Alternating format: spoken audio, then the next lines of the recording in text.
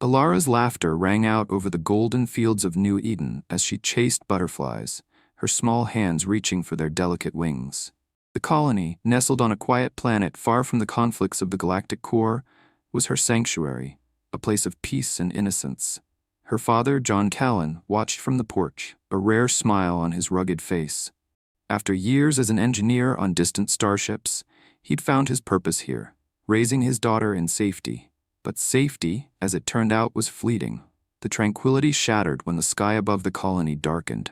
A massive alien ship, jagged and predatory, descended like a bird of prey. Its engines roared, drowning out screams as colonists scrambled for cover. Alara froze, her wide eyes reflecting the monstrous vessel. "Alara, run!" John shouted, bolting from the porch. But it was too late. Before he could reach her, a beam of light enveloped the child, lifting her into the air. She screamed for her father, her small hands reaching for him as she was pulled toward the ship. John's heart pounded as he raced forward, but the alien craft was already ascending. He fired his old plasma pistol, the bolts fizzling uselessly against the ship's shields. Within moments, it disappeared into the atmosphere, leaving only silence, and John's anguished cry behind. The Cell had taken her. The Cell were infamous across the galaxy, a brutal race of raiders who thrived on fear and destruction. Rumors painted them as sadistic monsters, offering captives to their mythical dragon beast as a twisted form of sacrifice. John had dismissed such tales as exaggerations, but now, with his daughter in their clutches, they became terrifyingly real. John wasted no time. He raced to the colony's hangar, where his ship, the Perseverance, sat in disrepair. It was an aging craft, its hull patched with mismatched metals and its engines prone to failure, but it was all he had. Inside, John worked with furious precision, his hands flying over controls and wiring. Memories of his days in deep space engineering came flooding back. He fortified the ship's shields, tuned its weapons, and recalibrated its ancient jump drive. All the while, his mind consumed by Alara's face, her fear, her helpless cries for him. As he worked, the colony's leaders gathered, urging him to wait for reinforcements. "You can't take on the Cell alone," one said, his voice laced with fear. "They're too powerful. You'll get yourself killed and Alara with you." John's jaw tightened. "If I wait, they'll feed her to that beast. I'm not letting that happen." Fueling his ship and strapping on his pistol, John prepared for the most dangerous journey of his life. As the Perseverance lifted off, the colony grew smaller below him, its lights dimming against the vast darkness of space. His destination, the volcanic world of Karagar, the Cell's stronghold, a place of fire, ash, and death. But John was a father before anything else, and no force in the galaxy, not the Cell, not their dragon, not even death, would keep him from his daughter. "This isn't the end," he muttered to himself as the stars blurred into hyperspace. "Not for her. Not for me." The hunt for Alara had begun. The volcanic planet Karagar loomed ahead, its surface a chaotic expanse of molten rivers and jagged rock formations. Plumes of ash rose into the atmosphere, casting an eerie orange glow bathed the horizon. John Callan gripped the controls of the Perseverance, his jaw clenched as turbulence rattled the ship. Karagar was a fortress as much as it was a planet. Its fiery terrain made it nearly impossible to approach undetected. The Cell had built their stronghold deep within its most hostile regions, where the heat alone could incinerate an unprotected ship. John's scanners flickered as he approached the atmosphere. The heat shields, hastily reinforced, groaned under the pressure, warning lights flashing on the console. He ignored them, his focus razor-sharp. "Hold together," he muttered, pushing the ship into a steep descent. The Perseverance pierced the thick layers of ash, emerging over a sprawling wasteland of lava flows and blackened mountains. In the distance, he spotted the Cell's base, a towering structure carved into the side of a molten cliff. Its architecture was grotesque, with spires that seemed to claw at the sky and crimson banners bearing the Cell's insignia. John adjusted the ship's trajectory, landing on a narrow plateau a few kilometers from the stronghold. He powered down the engines and activated the camouflage field, an old, unreliable device, but his only chance at avoiding detection. Grabbing his modified plasma rifle and a small pack of supplies, he stepped onto the scorching surface of Karagar. The heat was suffocating, the air thick with the acrid stench of sulfur. John activated the environmental seal on his suit, his boots crunching against the volcanic rock as he moved toward the base.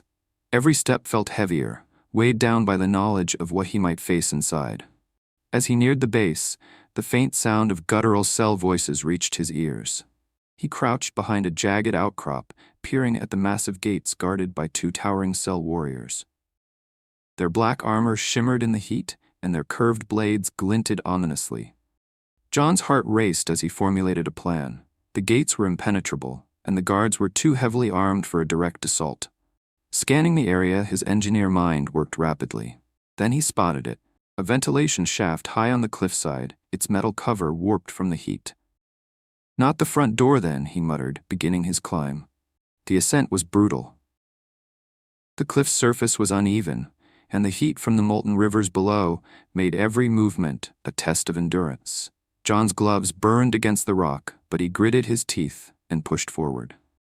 By the time he reached the vent, his suit's environmental systems were on the brink of failing. Prying the cover loose, John crawled inside. The narrow shaft barely accommodated his frame. The heat inside was stifling, the metal walls seeming to pulse with the planet's energy. He moved slowly, plasma rifle at the ready, inching deeper into the base. The faint echoes of cell voices grew louder. He reached a grate and peered through. His heart clenched at what he saw. The cavernous chamber below teemed with cell warriors, their grotesque forms illuminated by the flickering light of molten pools.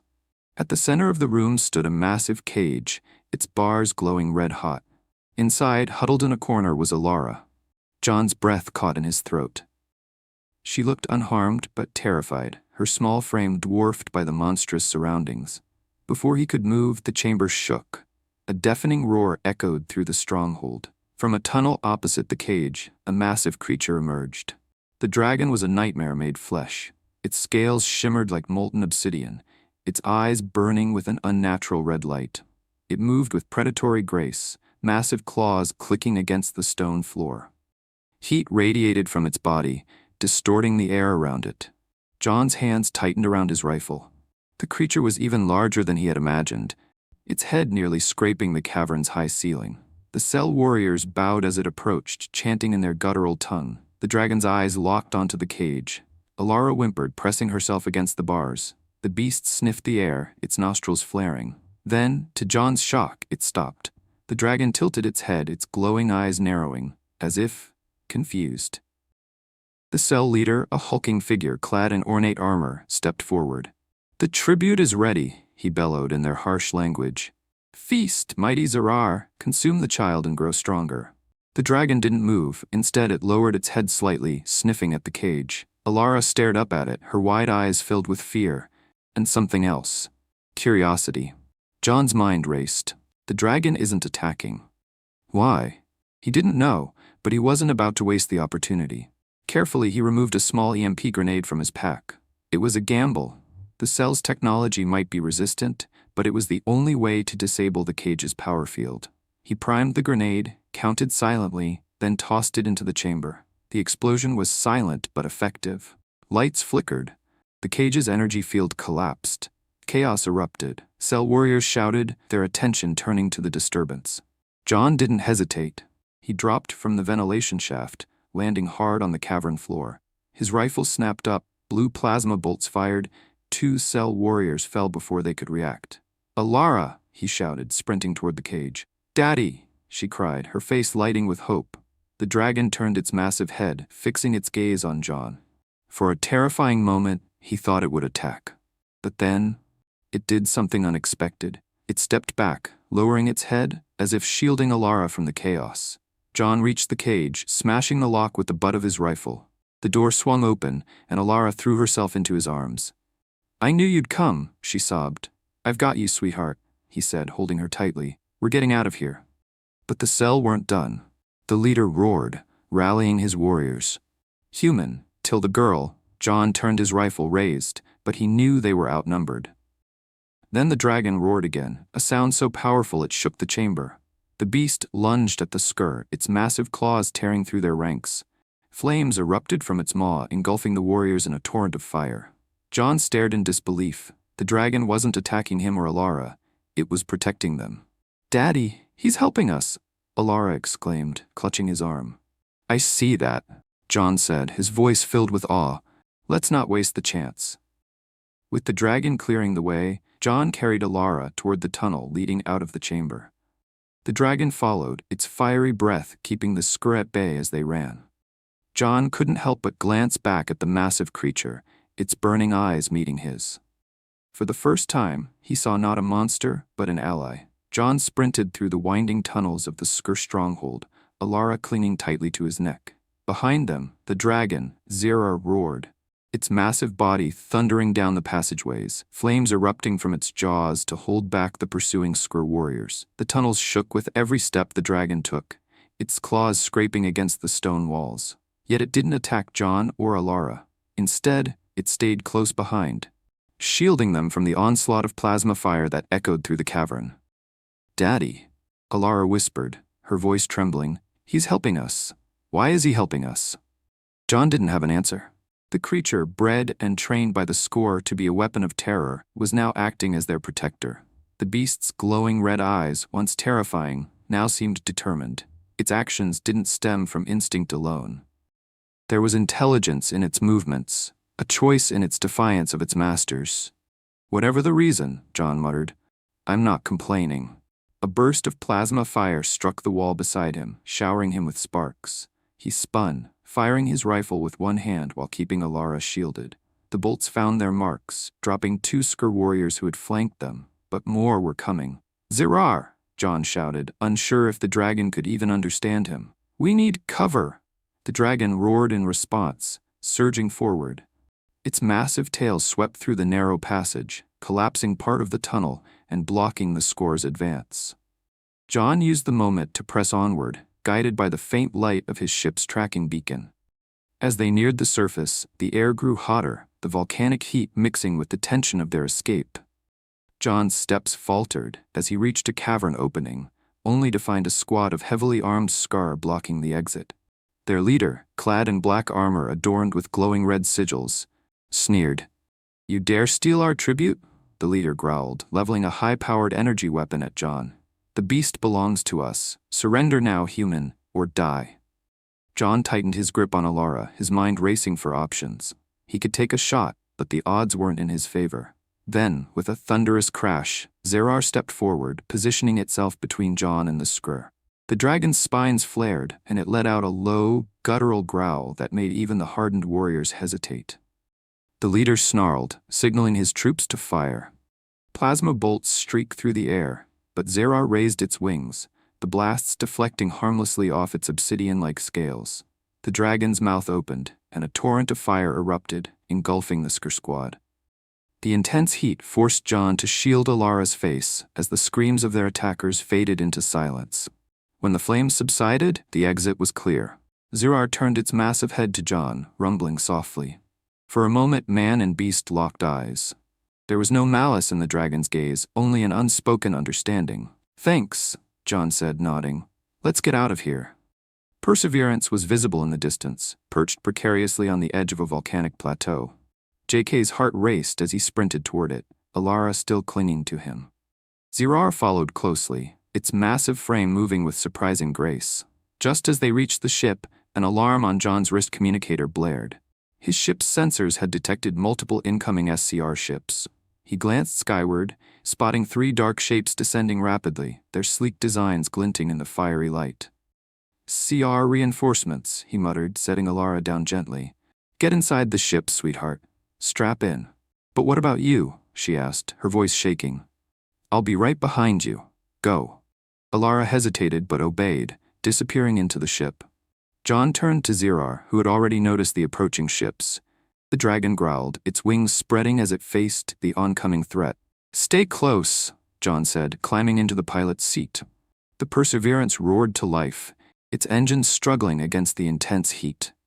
As the SCR ships opened fire, John engaged the ship's shields and lifted off the ground. Zirar leapt into the air, its powerful wings beating against the volcanic winds. The dragon soared alongside the Perseverance, weaving through plasma fire with remarkable agility.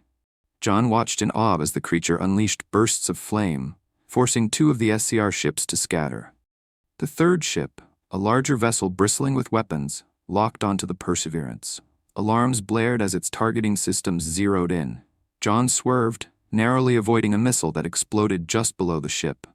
"Come on, you big bastard," John muttered, pushing the engines to their limit. The Perseverance jolted as another missile grazed its shields. Sparks flew from the console, and Alara screamed from the back. "Daddy!" she cried.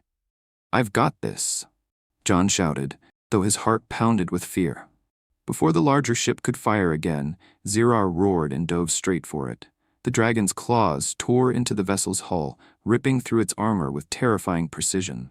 Flames engulfed the enemy ship as Zirar unleashed its full fury, sending it spiraling into the molten surface below. The remaining SCR ships, seeing their leader destroyed, retreated into the clouds, their engines screaming as they disappeared from sight. John exhaled shakily, his hands trembling as he steadied the Perseverance. "Alara, you okay?" he called. "I'm okay," she shouted back. "What about Zirar?" John turned his gaze to the dragon, now gliding effortlessly alongside the ship. Its scales glimmered in the volcanic light, and despite the chaos of the battle, it looked unscathed. The creature rumbled softly, its glowing eyes meeting John's. "Not bad, big guy," John said with a grin. "Not bad at all."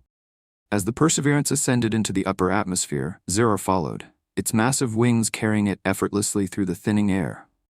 John adjusted the ship's trajectory, setting a course for New Eden. Alara emerged from the cockpit, her face lighting up as she saw the dragon through the viewport. "Daddy, is Zirar coming with us?" John hesitated, glancing at the creature. Zirar let out a deep, resonant growl that seemed almost friendly. "Looks like it," John said, smiling. "Guess we've got a new friend." As the stars enveloped them, father, daughter, and dragon, Karagar was left behind, united by an unlikely bond forged in fire and courage. As the Perseverance hurtled through hyperspace, John sat in the cockpit, adjusting the ship's damaged systems. Sparks occasionally sputtered from the panels, and the engines groaned, struggling to maintain their course. Yet, John couldn't help but glance at the viewport, where Zirar soared beside them, keeping pace with the ship even at its breakneck speed. Alara had curled up in one of the rear seats, fast asleep after the chaos they had endured. Her tiny face was peaceful, though tear-streaked. John's heart ached as he thought of how close he had come to losing her. The comms console beeped, breaking the quiet moment. John pressed a button, and the monitor displayed Zirar's glowing form outside the ship. The dragon's massive wings folded slightly as it maneuvered closer. Its molten eyes locked on John. The creature rumbled softly, the sound reverberating through the ship's hull. "You don't look like you're going back to Karagar anytime soon," John muttered. He leaned back in his chair, rubbing a hand over his face. "I guess you've made your choice." He turned to Alara, who had begun to stir. Her eyes fluttered open, and she smiled sleepily when she saw Zirar through the window. "He's staying with us, isn't he? Daddy?" John hesitated, looking between his daughter and the dragon. "Looks like it," he said. "He's not exactly subtle, though. Can't exactly hide him back on New Eden." Alara giggled, her voice light despite the weight of their recent ordeal. "We'll make it work. He saved us. He's part of our family now." Zirar roared softly, as if in agreement. John couldn't help but smile. "All right, big guy," he said, tapping a few buttons to stabilize their course. "Welcome to the family, but no incinerating the neighbors." The Perseverance emerged from hyperspace, the serene blue-green orb of New Eden filling the viewport. Compared to the volcanic chaos of Karagar, the sight of home was a balm to John's frayed nerves. He angled the ship toward the colony, sending a message ahead to inform them of their arrival. As they descended, Zirar followed close, his massive wings casting shadows over the fields below. The colony's residents gathered quickly, their faces a mix of relief and awe. Many had believed John's mission to save Alara was suicidal, and the sight of both father and daughter alive, and accompanied by a dragon, left them speechless. The ship landed with a hiss of steam as the damaged engines powered down. John stepped out first, his boots crunching against the gravel. He turned and helped Alara climb down, her small hand clutching his tightly. Zirar landed a short distance away, the ground trembling under his weight. The dragon folded his wings, his molten eyes scanning the gathered crowd. The colony leader, an older woman named Marl, stepped forward cautiously, Her gaze flicked from John to Alara and finally to the enormous creature. "John," she said slowly, her voice tinged with both amazement and concern. "What is that?" "This," John said, gesturing to Zerar, "is Zerar. He's the reason we're standing here right now." Marl's eyes narrowed. "You brought a dragon to the colony?" John sighed, already anticipating the arguments. "He's not a threat. He protected us from the SCR. Without him, we'd both be dead." Alara stepped forward, her small voice cutting through the murmurs of the crowd. "He's my friend. He saved me." The colony fell silent as Zerar lowered his massive head, rumbling softly. It was a sound that wasn't threatening, but almost gentle. Marl studied the dragon for a long moment before nodding. "If he's earned your trust, John, then he's earned ours. That said, the colony will have questions, and we'll need to figure out how to feed him." John chuckled despite himself. One problem at a time. Over the next few days, Zerar became an unexpected part of the colony.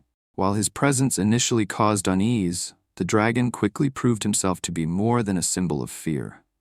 He helped plow fields with his powerful tail, cleared debris with ease, and even protected the colony's livestock from predators. His bond with Alara was particularly striking. She often sat beside him, chatting as though he were another human. John, meanwhile, worked tirelessly to repair the Perseverance and strengthen the colony's defenses. The SCR would not take their defeat lightly, and John knew they would return. The colony needed to be ready. One evening, as the sun dipped below the horizon, John found Alara sitting by Zerar, her small hand resting on the dragon's massive forepaw. She looked up at her father as he approached. "He's sad," she said quietly. John frowned, crouching beside her. "Sad? Why do you say that?" "He misses something," Alara said, her voice soft. "I don't know what, but he does." John studied the dragon, noting the way Zerar's glowing eyes seemed to reflect the setting sun. "He's been through a lot," John said, placing a hand on his daughter's shoulder. "Just like us." Alara looked thoughtful. "Maybe we can help him, like he helped us." John smiled, ruffling her hair. "You've got a big heart, kiddo." As the stars began to fill the sky, Zerar lifted his head and let out a low, resonant roar. It wasn't one of anger or warning, but of something deeper, perhaps a call to others of his kind. John and Alara watched in silence, wondering if there were answers hidden in the stars above. For now, Zerar was home, and together, they would face whatever came next. Peace in New Eden was short-lived. Days after John and Alara's return, alarms blared across the colony as SCR warships emerged from hyperspace. The haunting shapes of their vessels cast shadows over the planet's surface, their engines humming with an ominous resonance. The SCR had come for vengeance, and for Zerar. John stood at the colony's central command hub, his jaw tight as he studied the incoming fleet on the radar. "They didn't take long," he muttered. Gripping the edge of the console, Marl, the colony leader, stood beside him, her face pale but resolute. "What do they want?" John glanced out the viewport, where Zerar stood at the edge of the settlement, his glowing red eyes fixed on the sky. "They want him," John said, "and they'll destroy us to get him." The colony's defenses were meager, designed to fend off pirates and small raiding parties, not a full-scale invasion. But John had no intention of giving up. "Get everyone to the shelters," he ordered Marl. "I'll handle the rest." Marl hesitated. "And how, exactly, do you plan to stop them?" John looked at Zerar. "With him." The first SCR dropships descended. Zerar roared, his voice shaking the ground, his massive wings unfurled, and he took to the sky, his obsidian scales glinting in the sunlight. John climbed into the Perseverance, now partially repaired and armed with makeshift weapons. Alara, despite his protests, climbed in beside him. "You're not staying behind," she said firmly, her small face set with determination. John sighed. "Fine, but you stay in the co-pilot seat and do exactly as I say." The Perseverance lifted off, its engine sputtering but holding steady. John piloted the ship alongside Zerar, the dragon gliding effortlessly through the air. "All right, big guy," John said through the comms, though he wasn't sure Zerar could understand. "Let's give them a fight they won't forget." The first wave of SCR fighters swooped in, plasma cannons firing relentlessly. Zerar darted between the blasts with agility that belied his size, unleashing streams of fire that melted enemy ships mid-air. His roar echoed across the battlefield, a sound that struck fear into the hearts of the attackers. John maneuvered the Perseverance behind Zerar, using the dragon's massive form as partial cover. He fired the ship's newly installed cannons, taking out an SCR dropship attempting to land near the colony. "They're everywhere," Alara exclaimed, her hands gripping the edge of the console. "Keep calm," John said, his voice steady despite the chaos. "We've got this." As the battle raged on, the SCR deployed their trump card, a massive warship that dwarfed the colony below. Its cannons fired beams of searing energy, cutting swaths through the terrain. Zerar roared in defiance and flew directly toward the ship. "Wait, what is he doing?" John shouted. The dragon charged the warship, plasma fire raining down around him. But Zerar spun and dodged, his flames scorching the hull. He latched onto the vessel, claws tearing through its armor as he climbed toward the main cannon. From the cockpit of the Perseverance, John and Alara watched. Zerar's ferocity was unmatched, but the SCR were relentless. Smaller fighters swarmed him, their plasma bolts finding weak points in his scales. "He's getting overwhelmed," John muttered, his hands tightening on the controls. "We have to help him." He piloted the Perseverance into the fray, targeting the smaller ships that harassed Zerar. "Alara, man the auxiliary weapons." Her small hands moved steadily over the controls. Plasma bolts streaked from the ship's cannons, blasting enemy fighters from the sky. "Hang on, Zerar," she shouted. The dragon roared, his spines flaring as he reached the warship's main cannon. With a final earth-shaking roar, Zerar tore into the weapon. It exploded in a fiery blaze, sending shockwaves rippling through the air. But the effort cost him. A concentrated volley from SCR fighters struck his wings. He plummeted toward the ground. "No!" Alara cried. John dove after him, the Perseverance engines screaming as they followed Zerar's descent. The dragon crashed into the earth with a thunderous impact, carving a massive crater into the colony's outskirts. Dust and debris filled the air as John landed the ship nearby. He and Alara bolted from the cockpit, hearts pounding. Zerar's massive body lay battered and bloodied. His breathing was labored, but his molten eyes remained defiant, fixed on the remaining SCR forces. "Don't you dare give up," John said, placing a hand on Zerar's flank. "We're not done yet." The warship, crippled but still airborne, turned its remaining weapons toward the colony. John realized they had one last chance. "Alara, stay here," he said firmly. "Take care of him." "What are you going to do?" she asked, eyes wide with fear. John grabbed a portable plasma charge from the ship. "End this." With Zerar too injured to fly, John piloted the Perseverance toward the warship alone. Enemy fire blazed around him, blasts that could tear the ship apart, but he pushed on. He navigated through the warship's defenses, heart pounding as he reached the vessel's core. "Come on," he muttered, activating the plasma charge and setting its timer. He launched the device into the exposed reactor. The timer ticked down. John yanked the controls, pulling the Perseverance into a sharp climb. The engines protested, but held. 3, 2, 1. The warship erupted in a massive explosion, fire and debris lighting up the sky. The shockwave rocked the Perseverance, but John held it steady, steering back toward the colony. On the ground, Alara watched the warship disintegrate. Tears streamed down her face. She turned to Zerar, who rumbled softly, his eyes still glowing faintly. "He did it," she whispered. "We're safe." Moments later, John landed and stumbled out of the ship. Alara ran to him, throwing her arms around his neck. "Daddy, it's over." John held her tightly. "We're safe." He looked to Zerar. The dragon lifted his massive head slightly, a deep, resonant growl escaping his throat. John approached, resting a hand on his side. "You saved us all," he said. "Rest now. You've earned it." The colony, scarred but standing, gathered around their unexpected hero. Zerar's bravery had earned him a place among them. As the sun rose over New Eden, father, daughter, and dragon sat together, bound by a bond forged in fire and resilience. For John and Alara, Zerar was more than a protector. He was family. And together, they would face whatever challenges the galaxy had yet to throw their way.